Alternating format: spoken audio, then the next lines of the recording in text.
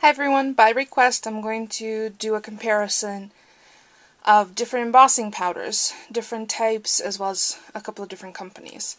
So what you see in front of you, I'll start off on this side.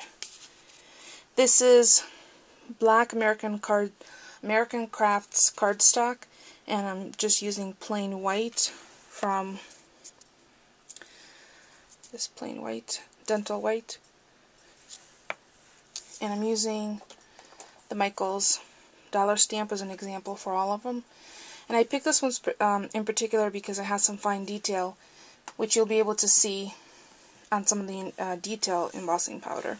So that's the white. This is the Tinsel.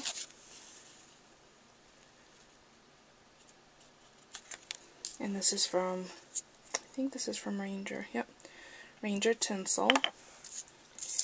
This is also Ranger, and it's the Poly Sparkle. So it gives you that wet look of UT, ultra thick embossing enamel, in addition to a little kind of Aurora Borealis look. So that's a Poly Sparkle. This is Pearl Luster Haematite. That's what this looks like. It's a really nice, like a really muted black with a metallic finish. Then Tim Holtz Distressing powder in peeled paint, and that's what this one looks like.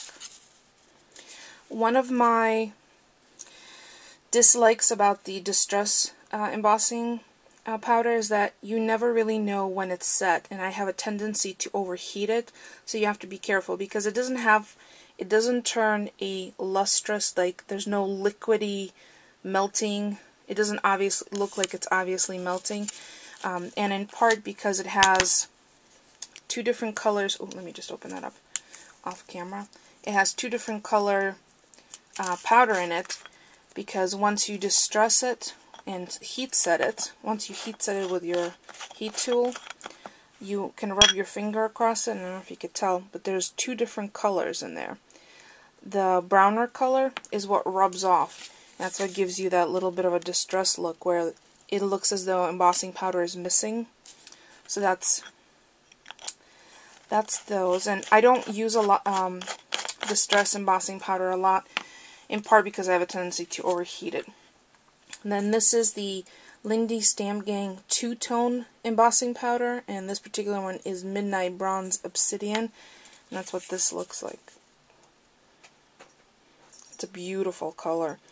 A camera does not do it justice, and the little powdery flakes you see is because I did not use my anti-static little pad across the paper before embossing it, because I was just going to do quick examples.